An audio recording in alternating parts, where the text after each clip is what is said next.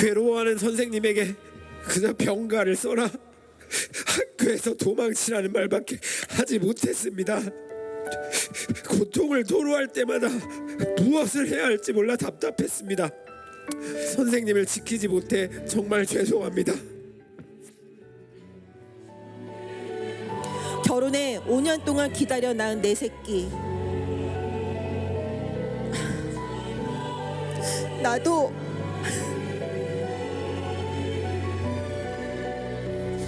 그 학부모들처럼 애지중지 키웠는데 이렇게 허망하게 보내야 하는 현실이 믿기지 않는구나.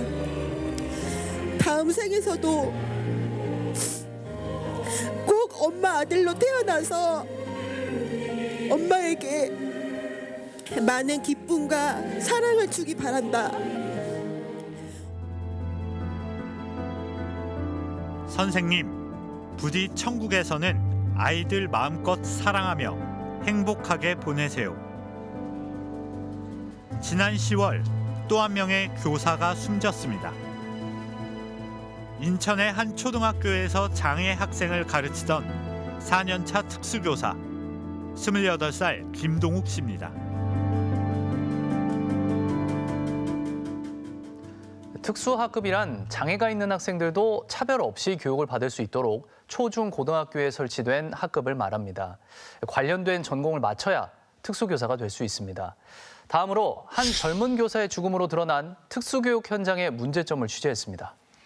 최경재 기자가 나와 있습니다. 네. 최 기자, 고 김동욱 교사가 특히 올해부터 주변에 많은 고충을 호소했다고 들었습니다. 네, 스트레이트는 특수교사가 겪는 어려움에 공감한 유가족의 동의를 얻어 동욱 씨의 이름을 공개하기로 했습니다. 김 교사는 자신이 맡은 학급이 과밀 학급이 되면서 지난 3월부터 경무에 시달려온 것으로 알려졌습니다. 지난 2021년 특수교사로 학산초등학교에 부임하며 교직 생활을 시작한 고 김동욱 씨. 성대모사를 즐겨하며 동료들에게 웃음을 주고 또 재밌다. 그래도 진천인데. 방학이 다가오면 특수 학생들을 위해 노래를 부르는 영상을 찍던 막내 교사였습니다. 아쉬워하던 너를 연락했다 할까. 자, 안녕. 빅살이 났다. 정말 밝고 부침성 있는 친구였고 같이 있으면 정말 주변이 환해지는 사람이었어요. 누구 하나 진짜 좋아하지 않는 교사 동료들이 없었고 그게 아이들한테도 그런 태도였고 매사에 그랬던 것 같아요. 집 앞까지 와서 등교 지도를 해달라는 학부모의 부탁을 난감해하면서도 거절하지 못했던 그만큼 장애 학생들이 따르던 선생님이기도 했습니다. 애의 장애 특성상 걔가 한 곳에 이렇게 있으면 절대 움직이질 않아요. 안가 1시간을 버텨요. 늘 가르쳤던 선생님이니까 한 번만 얘기해도 걔는 움직여요. 밖에 나와서 걔를 데리고 갔던 거 2번 봤어요, 제가.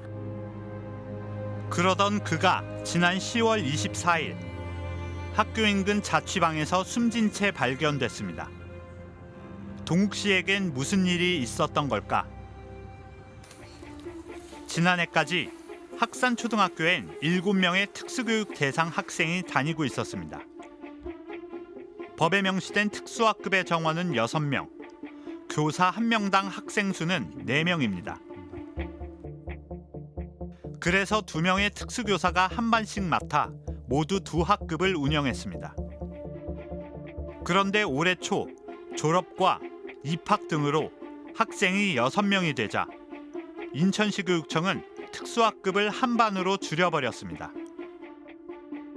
3월과 5월에 전학 등으로 특수교육 대상 학생이 오히려 8명으로 늘어났지만 분반을 해주지 않았습니다. 학생 수는 늘어났는데 김 교사 혼자 특수교사 2명이 하던 일 이상을 떠맡게 된 겁니다. 특히 학생 8명 중 4명은 자해나 해코지를 할 우려가 있는 중증 장애를 겪고 있었습니다. 특수교육법에 의하면 한 학급당 학생이 6명이어야 되는데 김 선생님 같은 경우는 중도 중복장애, 좀 중증인 아이들이 무려 4명이나 있었고요. 근데 이런 아이들이 한 명만 교실에 있어도 수업이 불가능해요. 불가능한데 이 선생님 4명이나 맡고 계셨고. 당시 수업 장면을 보면 학생이 수업 시간 내내 알 수 없는 소리를 지르거나 책상 모서리를 물어뜯는 등 통제가 쉽지 않은 상황들이 발생하고 있었습니다. 김 교사의 학교 보건실 진료 기록. 지난 9월엔 돌발 행동하는 학생의 팔을 잡다가 허리가 꺾여 복대를 착용했고 얼굴을 발로 맞았다는 기록도 있습니다. 과밀 학급을 맡게 된 올해 들어서만 외상과 근육통 등으로 52차례나 치료를 받았습니다. 2년 전보다 2배 늘었습니다. 아이가 이제 교실을 이제 나가서 선생님이 이제 아이가 다칠까봐 교실을 이탈하면 안 되니까 데리고 오면서 허리를 또 다쳐서 선생님이 그 허리에 보조기구를 차고 근무를 하셨다는 얘기를 들었어요. 이런 상황에서도 일주일에 29교시의 수업을 소화해야 했습니다. 초등학교 교사의 주당 평균 시수보다 무려 8시간이 더 많았습니다. 처음 듣는 주당 시수인데요. 29시수라고 하면은 보통 초등학교가 월화수목금 중에 수요일을 보통 5교시로 하고 월화 목금을 6교시로 운영을 하거든요. 그러니까 한 번도 안 쉬게 되면 그 29시수가 나오는 거예요. 일과 중에는 아이들 수업으로 꽉 차 있던 거죠. 일주일 내내. 통제하기 힘든 특수교육 학생들을 상대로 매일 혼자 거의 6교시씩 수업을 했다는 뜻입니다. 여기에 일반 수업을 들으러 가는 특수학생들도 챙겨야 했습니다. 이른 아침 한 특수학생 학부모가 김 교사에게 보낸 카카오톡 메시지. 자녀가 체육 수업이 있다면서 가방에 조끼를 넣었으니 활동할 때 입을 수 있도록 말해달라고 요청했습니다. 학교에 자녀와 의사소통할 수 있는 선생님은 특수교사인 동욱 씨밖에 없었던 겁니다. 얘네들을 어떻게 컨트롤해야 되는지 저는 엄마는 많이 키워봤으니까 알잖아요. 근데 그걸 아는 선생님 동욱 선생님이었어요. 사실 수당할 수 있는 창구가 김동욱 네, 왜 없어요. 진짜 없어요. 수업 앞뒤로는 쌓여있는 행정 업무가 기다리고 있었습니다. 올해 들어 김 교사가 작성한 공문은 147건. 학산초등학교 교사 중 가장 많았습니다. 김 씨는 동료들에게 학교에 일찍 출근해서 기한 2개 올리고 계획서 썼다며 아직도 눈물 난다. 계획서 언제 다 쓰지라며 고충을 토로하기도 했습니다. 점심시간에 급식실에서 이제 학생들이 식사를 할 때 김 선생님이 맡은 아이들이 식사하는 거를 지켜봐요. 그러니까 본인 식사도 제대로 못하면서 아이들을 그렇게 관리하는데 도저히 산 사람의 얼굴이라고 하기 어려웠어요. 신체적, 정신적 한계에 육박했던 업무. 보다 못해 병가라도 내라던 동료들의 권유에도 꿋꿋하게 교실을 지켜오던 동욱 씨는 결국 주검으로 발견됐습니다. 너 이러다 병 나겠다, 병가 좀 써라 했는데 그때마다 하셨던 선생님의 말씀은 그럼 우리 애들 어떡해? 그 말씀이었다고 하시더라고요. 없는 시간에도 짬을 내 학교 옥상에 가꾸던 텃밭은 주인을 잃었고 아이들의 어떤 정서나 이런 것에 도움이 많이 된다고 해서 그 텃밭을 되게 많이 가꾸었거든요. 너무 더운데 이렇게 혼자 땡볕에 나가서 너무 힘들지 않냐, 땀 삐질삐질 흘려가면서 그랬더니 형님 저 이게 지금 유일한 낙이에요. 이것 때문에 살아요. 그렇게 얘기를 했던 게 기억이 납니다. 학생들은 자신들을 이해해주는 선생님을 잃었습니다. 많이 찾아요. 보고 싶어. 김동욱 선생님 어디 갔어? 그런 얘기로 집에서 가끔가다 혼잣말을 이렇게 하더라고요.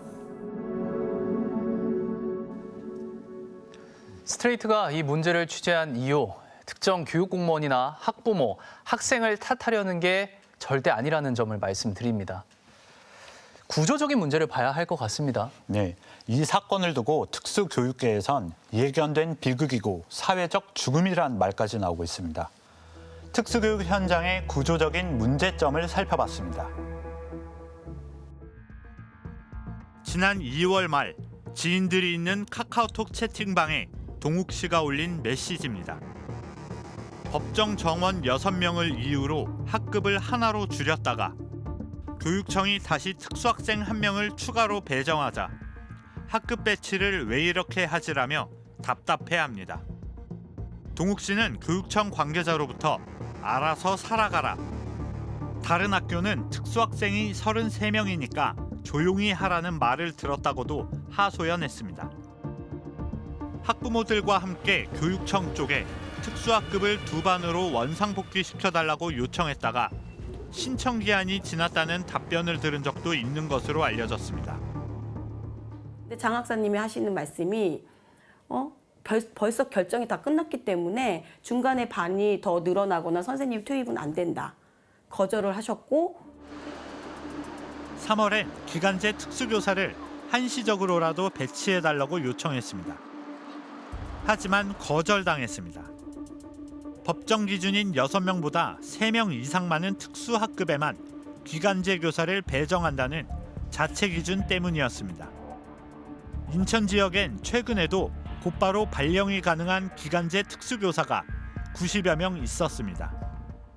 1명, 2명 초과하는 학교에도 당연히 과밀학급이기 때문에 지원이 이루어져야 하는 것이 맞고, 내 인천의 어떤 과밀학급의 수준과 형평을 찾다 보니까 3명 정도의 지원했을 때 좀 우리가 지원을 즉각적으로 할 수 있다라고 판단을 하지 않았나 생각을 하고 있습니다. 대신 교육청은 장애 학생 지원 인력을 고용할 수 있는 예산을 보냈습니다. 채용 공고부터 서류 확인까지 의도와 달리 행정 업무가 늘어났습니다. 한 67가지 그 서류를 내야 되고 또 그분들 면접까지 봐야 되고 근태를 확인을 한다거나 뭐 급여를 줘야 된다거나 이런 것들이 오히려 선생님 일에서 더 늘어났다고 하는 거죠. 그러니까 가장 좋은 것은 그런 인력 3명을 보내는 것이 아니라 교사 1명을 보내줬으면 되는 거예요. 동욱 씨가 숨진 뒤에야 인천시 교육청은 학산초 특수학급을 2반으로 나누고 특수교사도 추가로 배정했습니다. 특수학급 증설 신청을 연 1회에서 2회로 늘리고 과밀학급엔 법정 기준에 따라 기간제 교사를 배치하는 방안도 검토하기 시작했습니다. 경무에 시달리는 특수교사. 학산초등학교와 인천시 교육청만의 특수한 문제가 아닙니다. 서울의 한 초등학교에서 일하는 10년차 특수교사 김태정 씨. 역시 법정 정원을 넘겨 중증 학생 7명으로만 구성된 학급을 맡고 있습니다. 과밀이거나 아니면 학생들이 중증 아이들이 많다거나 이런 어려움들이 한두 개씩은 꼭 있는데, 저 같은 경우도 아이들이 2시간, 3시간씩 이렇게 연달아서 수업을 하는데 그 시간에 화장실을 전혀 가지 못하거든요. 아마 그 선생님께서는 화장실도 거의 못 가지 않으셨을까 싶어요. 경기도의 한 초등학교 특수교사였던 정원화 씨는 시각장애인을 위한 점자블럭 설치, 노인과 임산부를 위한 경사로 설치 업무도 담당한 적이 있습니다.